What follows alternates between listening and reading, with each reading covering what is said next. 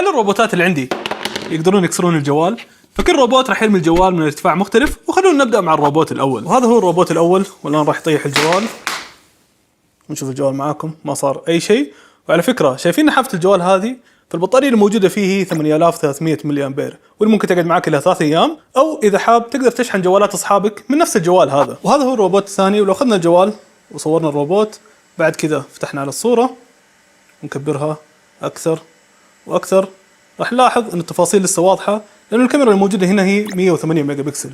فالآن نحط الجوال هنا ونخلي الروبوت يتصرف معه.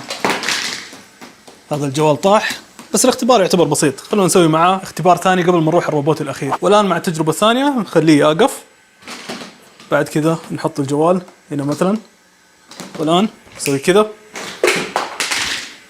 طيح الجوال، نشيك عليه، أموره تمام، ما في أي مشكلة.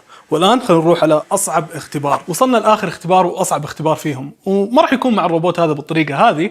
راح نرفع فيها الطاولة، بعد ما توصل الطاولة لأعلى ارتفاع. فالجوال هذا اللي هو الأونر X9D، واللي سعره بحوالي 1399 ريال، يعني تقريبا 370 دولار. والآن خلونا نسوي الاختبار الأخير. وهذا الارتفاع اللي وصله الآن روبوت تقريبا صار أطول مني، لكن ما راح أكتفي بهذا الارتفاع، وراح نرفع الروبوت أكثر. فنحط الجوال أول شيء هنا ونقول له أسترو ريز كاميرا. فالآن قاعد يرفع الجوال، والارتفاع هذا تقريبا 2.5 متر، ففعليا مو قادر أوصل للجوال. عشان كذا جبنا هذه العصا، نقول بسم الله ونرمي فيها الجوال. 1 2 3،